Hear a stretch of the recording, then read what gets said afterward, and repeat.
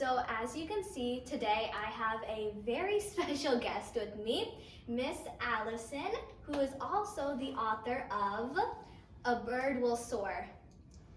So, Alison, I was just hoping that in the beginning you would tell the audience a little bit about yourself, what it was like writing this book, how many books you've written so far, just like a couple of facts about yourself. Yeah, this is great. Thank you for having me. So nice. Lovely to have Yeah, you here. so A Bird Will Soar is my first big book. I've done a couple of stories for a smaller press. A picture book and a chapter book, but this was my debut novel. When I was really young, I did a lot of songwriting, but I didn't think about myself as a writer. And then when I started teaching, I really started to fall in love with writing with my students. And that's kind of when I started thinking about maybe writing for kids, and it kind of grew from there. So the bird that gets displaced in this book, that really happened where I live in Pennsylvania, and that was in 2018, and the book came out in 2021. So it took about 3 years from the I could write about this to the story itself. Whoa, that sounds really cool. You've had a couple of careers then. Songwriter to a teacher, now an author, now you're teaching everyone all about this? Right, no one's ever paid me to write songs at all. I like to do it though. My mom was once in the hospital, and my older sister and I wrote and composed an entire tape of songs. We sat and mailed that to her like as a gift. Nobody's paid me to write songs whatsoever. Stories and poetry people have purchased, but my songs, no. That sounds really cool, honestly. We'll have to talk about that a little later. Anyway, we here at Non-Academic, we try to do something similar as well, and we started doing something called our Thought Diary, which is related to our perspective building workshop, where we have to bring in problems and propose solutions to them. And so far our participants have been bringing them in once every week, and we're hoping that within a year or so that we would be able to turn it into a book, Non-Academic's Thought Diary, or depending on who did it, like Amishi's Thought Diary, Aditri's Thought Diary, Ernest's Thought Diary, all of our participants' names, and have their name in it. Yeah. So I was wondering if you had any tips for our participants on how we could publish these books, because I know there's a lot of people out there who want to be authors. Sure. But they just don't have the right guidance in order to know, how do I become an author, how do I publish it, how do I know what to write about. So I was hoping that you could give us a couple of tips so our participants could also become authors. That's wonderful. That's such a great idea too. Right away I'm starting to think of these thought diaries. That's such a wonderful concept. Thank you. Yeah, I think when it comes to publishing a book, there's two ways that you can do it. One way is traditionally published, which means you typically get an agent, they represent your work and sell it to a publisher. So that's like how A Bird Will Soar became a book, right? I write it, but somebody else does the sales, a company does the publishing. And then there's also self-publishing, which means that you directly work with whoever the printer would be.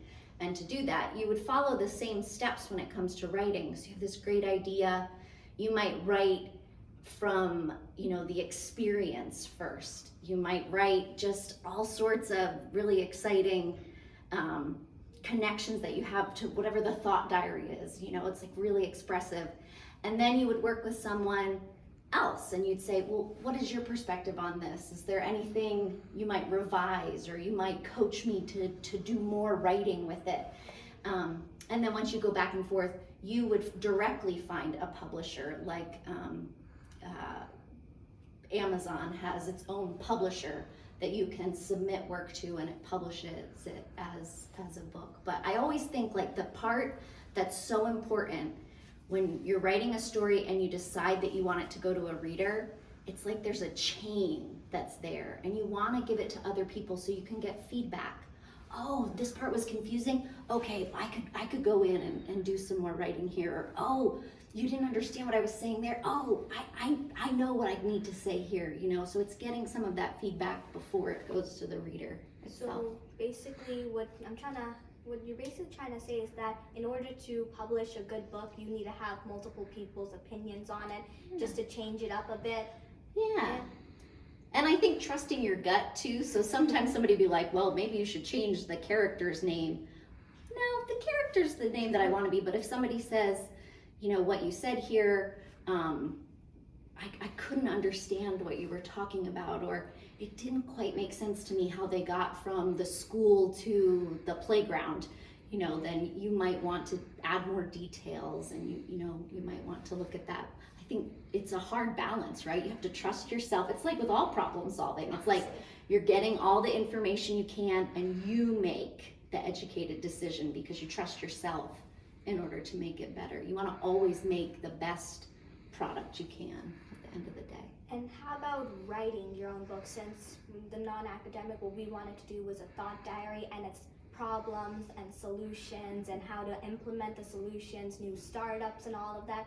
So how would you say we should go about the writing of it? Yeah, one of the things, so I work with a lot of children's book writers and illustrators in my regular job. When I'm not writing, I work with writers and illustrators. And I always say, tell me the package you're picturing in your mind. So if somebody comes to me and they have a story, and I'll say, what are the other books on the shelf that are out there, like what you're trying to make? And almost use it like a research project. You're like, oh, I really like the way that they frame questions on page 1 and they give an answer on page 2. Or, oh no, I like the way they use real photography in this book. And you kind of build a shelf of, this is what I'm envisioning my final product looking like. And when you're writing and you're preparing your materials, you're starting to think about, what does this story look like in spaces already? And how does mine stand out? And how does it fit in, within what's on the bookshelf in front of me? So it's like, how do you use a community of books? How do you go into the library and say, oh, I love the way that this book is laid out and this one, and work that way? See what you're laying down. That makes a lot of sense. And so it's basically going in and looking at everyone else's and collecting feedback all on your own as well. Yeah, oh, absolutely. Yeah. And what about the hardships that you faced before or after publishing? And what do you think, if our participants ever faced it, what they could do to overcome them? Yeah, woo, that's a big one. One thing, so one of the books that, full disclosure, we're at Battle of the Books right now. So, and one of the books that's in the teen category is called The Firekeeper's Daughter. It's a stunning book. And in the author's note in the back, the author says, books are medicine. I love that, because I think what that author is saying is writing can heal. Writing can help you express what you're trying to say. It helps the person who's writing it and the person who ends up reading it. And so I think when you come upon hardships, writing through that hardship is important. And I also think you just recognizing you will come upon hardships. You'll come upon feedback that might sound really difficult to sort out how you feel about it. Do I agree with this? Do I not agree with this?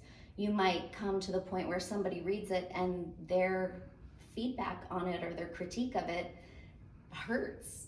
I mean, writing is really personal. You're putting your personal stories out there, and you're saying, here, read this and tell me what you think. And some people might think, not so much, And so it's, how do you balance the good that the actual writing did for you with, it might not be for every single audience and everybody out there, but it will be for some people, and you kind of seek out, who connects with it, No, I 100% agree with you. That's a really nice way of putting it. Anyway, here you are, non-academic, a real life experience from a real author. And make sure that you definitely go check out her book, A Bird Will Soar. I've read it. It's an amazing book. I really did love it. And if you ever get the time, Miss Allison, don't be afraid in checking out our YouTube channel, Non-Academic, and I'm sure you'll find lots of fun stuff on there as well. Wonderful. Anyway, thank you all so much for watching. Hopefully you learned something. See you guys next time. Bye!